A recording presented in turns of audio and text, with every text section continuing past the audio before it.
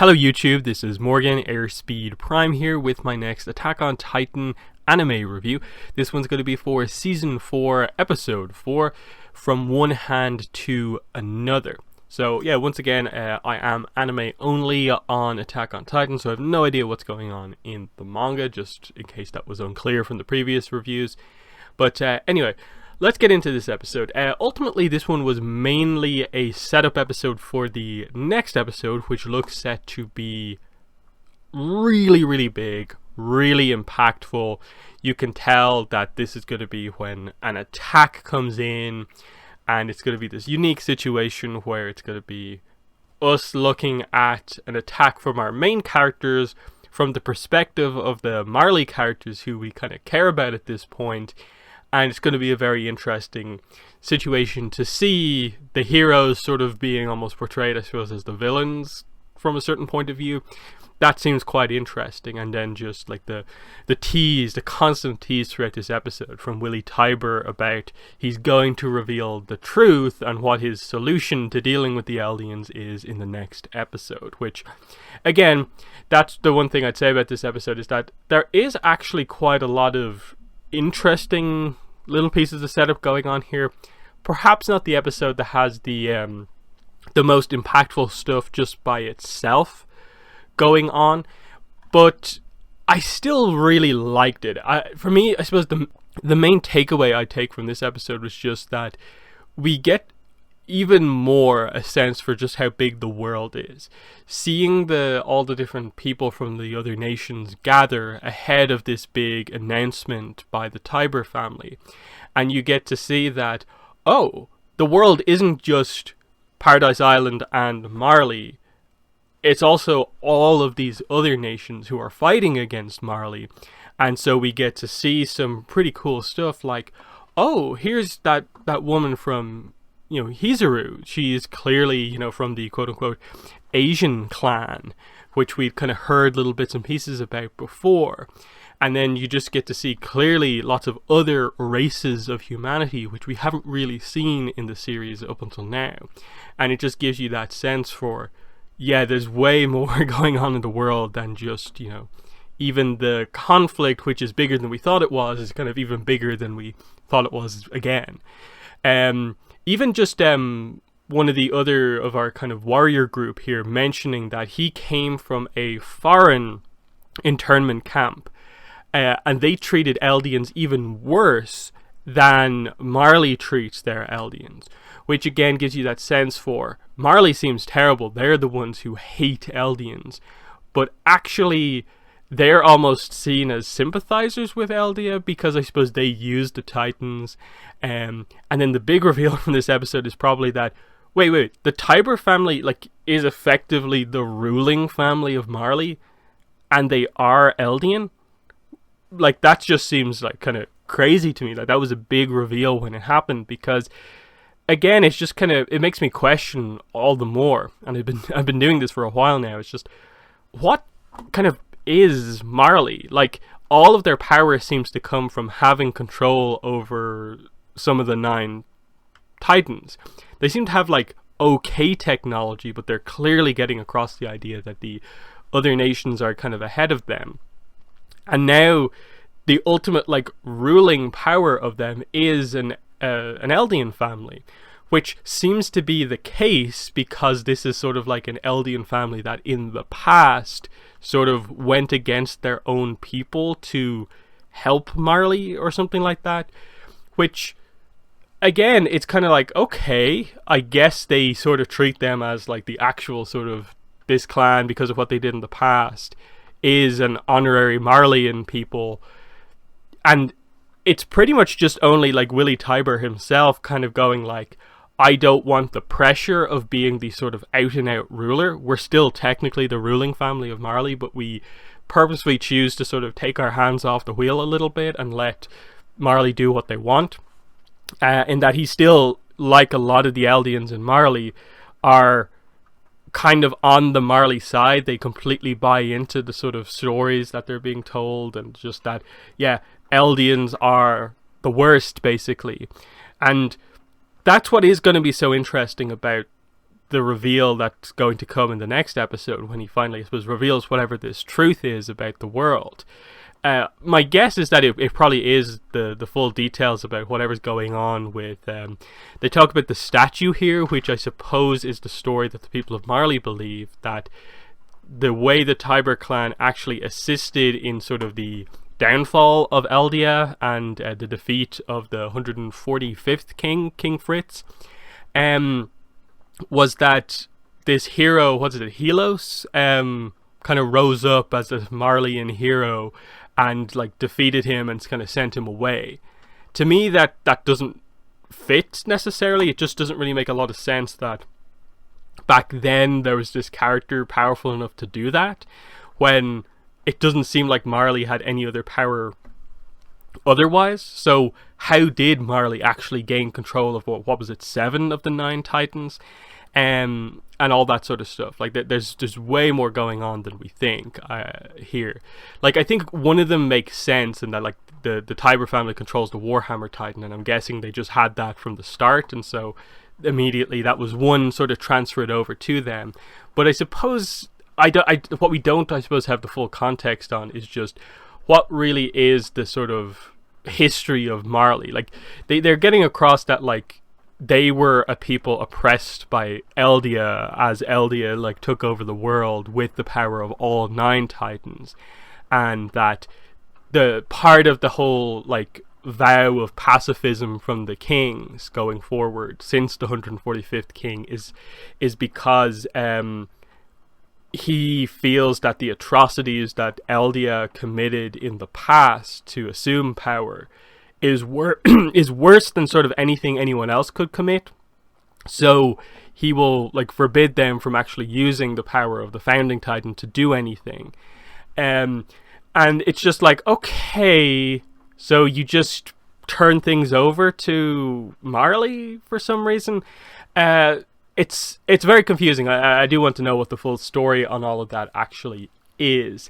But yeah, lots of other little things going on. Like what we get the sort of commander of the warrior unit talking to kind of Tybur quite a bit as they just kind of discuss some things, and like, okay, it seems like he's now sort of in control of the overall military because he has an okay relationship with Tybur. But then we know based on the end of the episode that, okay, 100% confirmed, it is Eren who is that injured soldier. And Falco just brings Reiner down to meet him. And the cliffhanger ending is Reiner recognizes Eren, and what do we do from here? Because clearly there's some sort of an attack coming, because obviously we had John from the previous episode teased. And then with what they did with Falco throughout this episode is that Eren has been sending letters outside of Marley, using Falco to send them as if like it's from the Marleyan side of things, so they're not checked. So he's sending sort of secret messages, I suppose, to his friends. So clearly something's being organized, and it's like Eren's the one on the inside, like investigating all of this, which I think is a very interesting position to put Falco in, as just someone who has kind of latched onto Eren as he just felt like was a injured soldier he can talk to.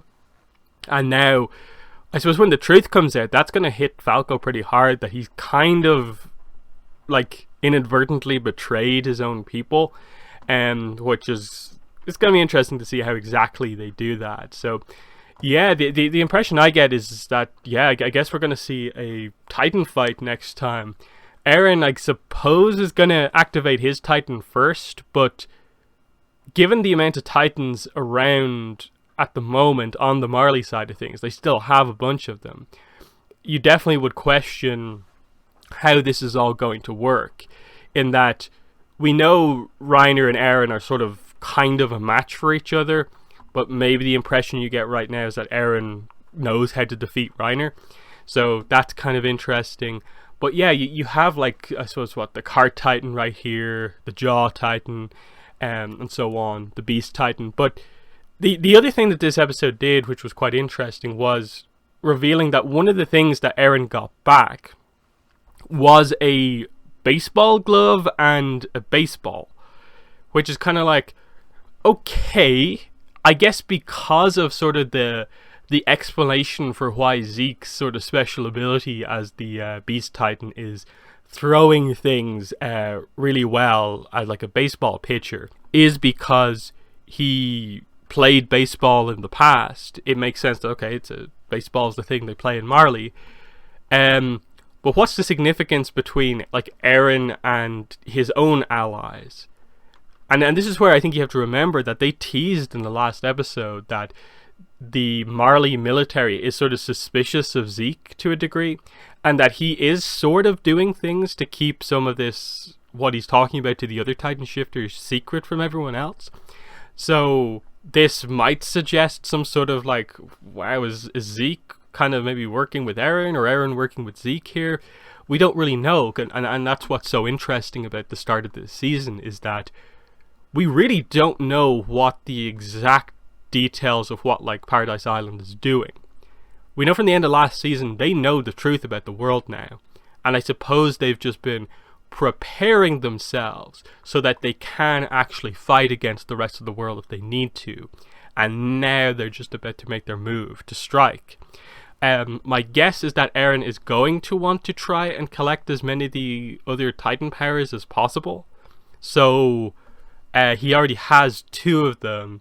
Like, we know, like, you know, they have like Armin and so on as like the Colossal Titan, but, you know, they need to get some of the other ones as well. Is that what we're going in here to do? I'm not entirely sure. The preview really lingered on the dynamic between Eren and Reiner, that, like, you know, we're the same now type thing. So I'm guessing that's going to be a comparison based on what they've just done with Reiner, which is point out that he still views the people in the Scouting Legion as friends, even though he calls them, you know, Eldian devils. But like, all of his complaints about how bad people they are were just like normal character dynamics. Yet you contrast how he talks about them with the fact that he was the one who sort of caused all of this. Like, him breaking down the walls with Bertholdt was the kind of inciting event, effectively, of the show that we're watching. And I'm guessing what Eren is about to do, and what the Scouting Legion or Paradise Island is about to do, is sort of the reverse equivalent, that they're going to attack this theatre performance during this festival, and that will sort of be the equivalent act. And Eren and Reiner are similar because they both have killed people, even though they're innocent, but they understand what they've done. I'm guessing it's something along those lines, that Eren now better understands, you know, the complicated, conflicted Reiner that we had in like season 2 and 3. I think that's what they're going to go for. But yeah, that's going to be exciting to see what they do with it. I'm guessing that Reiner might freeze up upon hearing Eren say some of this, so that will sort of leave the Armored Titan maybe out of things for at least a little bit, so that the Paradise Island attack actually has some effect. There was also the tease from Willy Tybur about, like, do you happen to notice, just, you know, from your experience dealing with Titan shifters, which one of my family is the Warhammer Titan? And he just doesn't know. The guy doesn't know. And nothing seems particularly obvious. In that, I think it seems way too obvious that it would just be Willy Tybur is the Warhammer Titan. So it probably is one of his family that is the Warhammer, but you don't know exactly which one it is necessarily. In that, it technically, I suppose, could be any of them, really, because they could have like changed it like relatively recently and all this sort of stuff. Knowing now the full rules behind how you make a Titan shifter, they can pretty much switch it around whenever they want for the most part, especially them in the position that they're in, and their family having complete control over that exact Titan. So obviously the setup here is that we're going to get to see the Warhammer Titan in action. So I'm supposing that that's the big setup here, of like they maybe want to get that Titan, because it's potentially a very powerful one, and they don't know which member of the family it's going to have to be. which probably is an element of the dynamic they're going to go for, is that Eren effectively is in this situation where to get that Titan he effectively has to kill every member of the Tiber family, which, while I suppose are kind of responsible to some degree for things, it's again the whole, the people of the present, are they really responsible for the sins of their ancestors? That is basically what the Eldians are being accused of.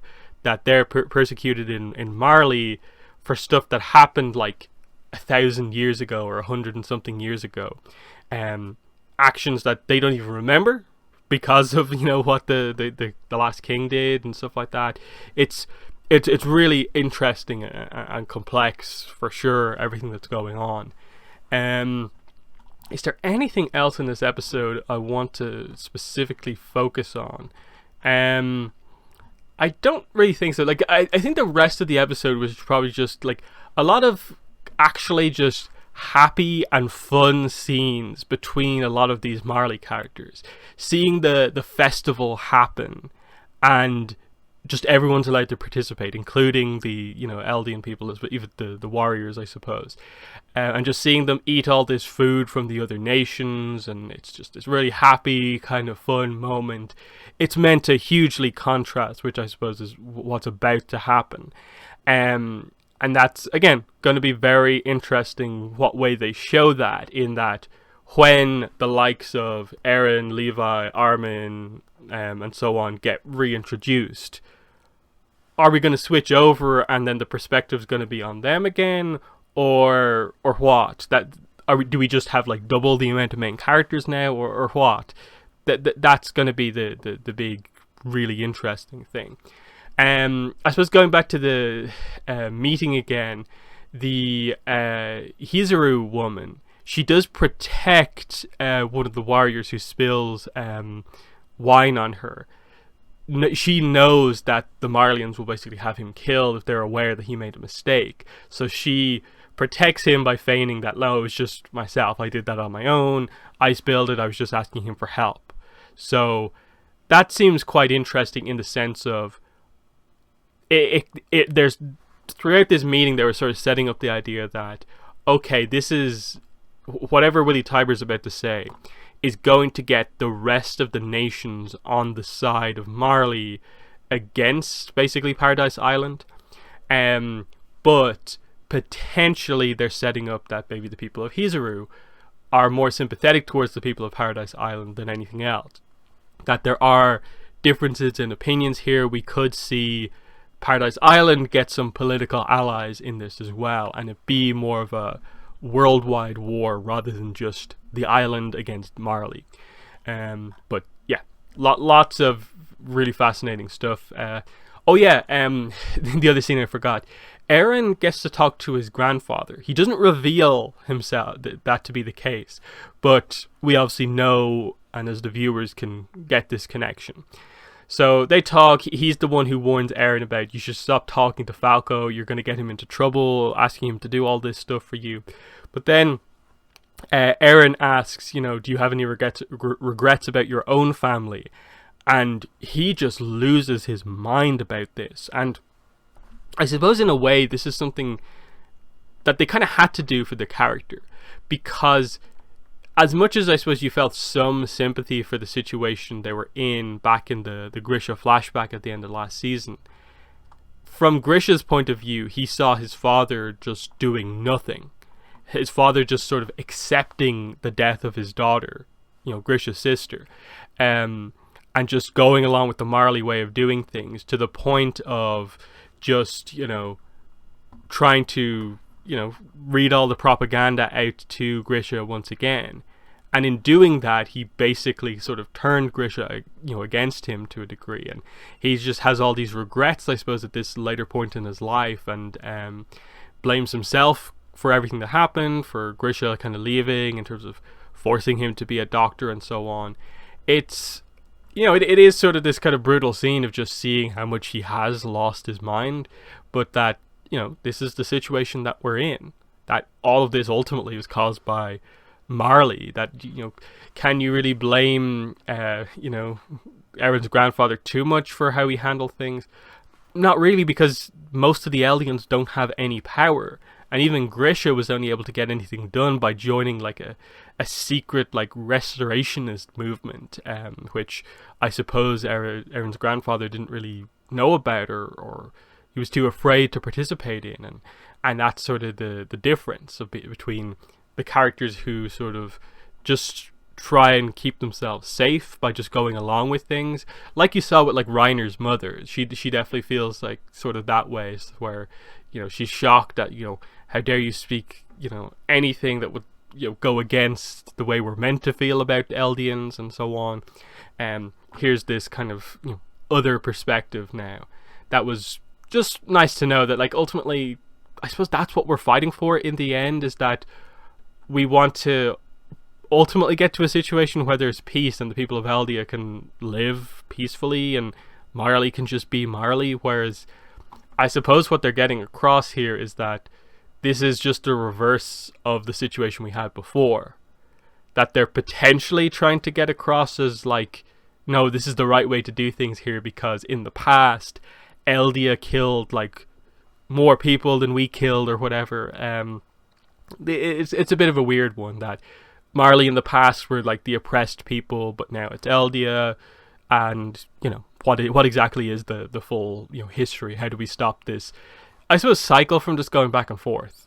How do we stop this from just resulting in Eldia gains control again, and suddenly the people of Marley are the ones oppressed? The revenge cycle type thing. But yeah, lots of interesting things to think about. Like I said, about the only issue with this episode is that the scenes are more like just direct setup scenes that we'll see the main takeaway from a lot of this stuff later on, in that Willie Tybur was interesting in the way he talked in this episode, but it's all to set up him making his big reveal in the next episode. So that's going to be the big thing. So yeah, we're off for a week, and then we're back with the next episode after that. So yeah, unfortunate, probably the exact wrong time for a break, in that we really, really want to see what happens next after this one. But maybe the break will actually make the hype build up even more for the next episode, given that it's going to be the major like reintroduction of like the other characters. So that actually could work out well to build up the hype. But yeah, they're my thoughts on the episode. In the comments, let me know what your thoughts were. But that's been the video. Thanks for watching, and bye.